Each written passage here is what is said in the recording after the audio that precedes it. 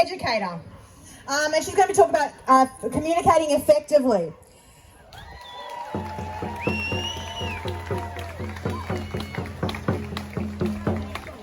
Hello, North Queensland. My name is Taneale. I'm 27. My mother, Pasha, she's a nurse and she's spoken a few times here, but she's in Brisbane today, so I'm going to stand up and deliver her message, but through my own experiences. Facts don't convince people if they've already got an opinion. It's counterintuitive. Facts don't convince people if they've already got an opinion. If certain facts don't conform to our beliefs, we're happy to disregard them or rationalize them away. If you push facts on someone, and I have, and I'm sure many of you have, pushed these blatant facts on people, you'll end up in a back and forth, going nowhere, and they'll probably end up avoiding you and the topic altogether.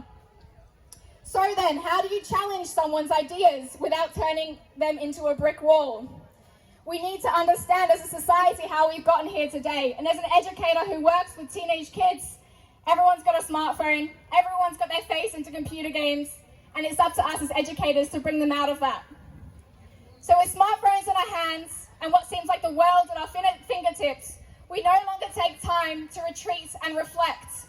We're not taught to question the world anymore, but rather given the answers and praised to regurgitate them. This is why you get those smart friends, and we all have them, who aced school, aced uni, got promotions at work, they're doing so well in life. But after 2 years, they can't see what's happening, and they're still agreeing with what the government's saying. Oh boy.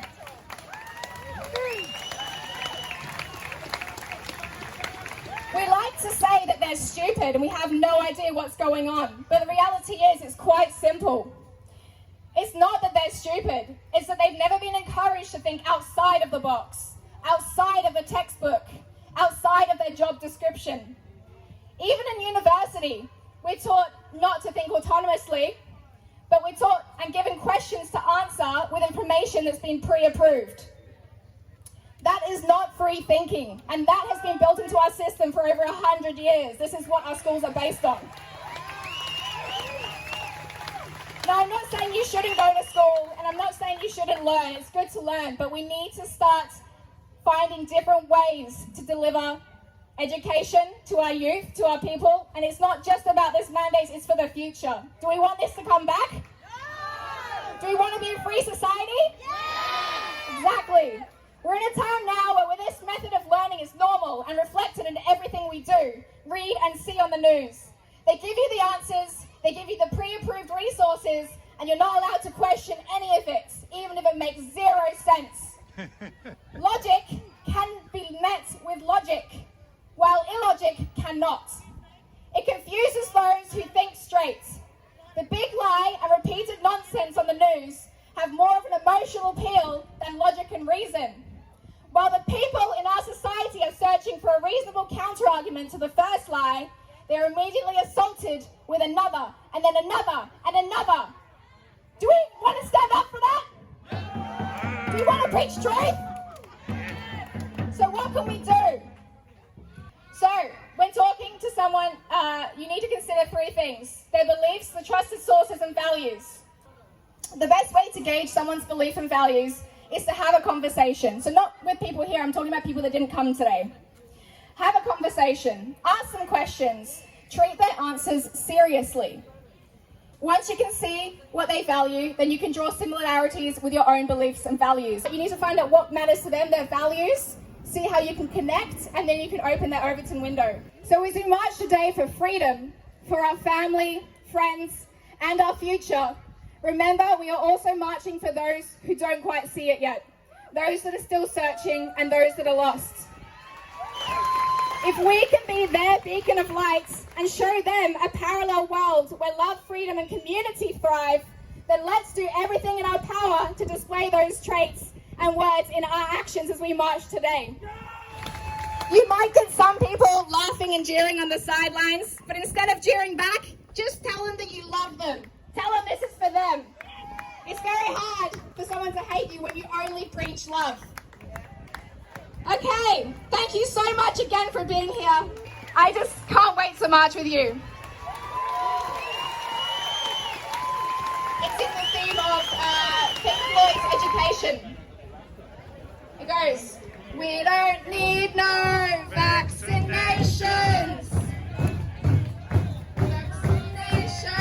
We don't need no force control. We don't need no force control. We don't want this separation. We don't want this separation. We don't want these QR codes. We don't want these QR codes. Hey, leaders, leave our lives alone. All we want is for the choice to be our own. All we want is for the choice to be our own. We don't want no vaccinations. We don't need no force control. We don't want this separation. We don't want those who are cold. Hey, leaders, leave our lives alone. All we want is for the choice to be our own. All we want is for the choice to be our own.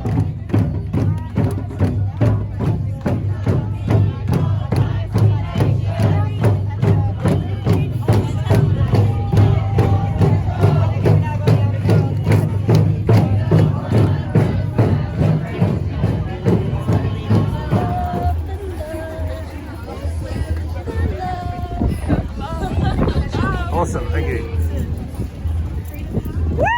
I was trying to get a sign actually behind you.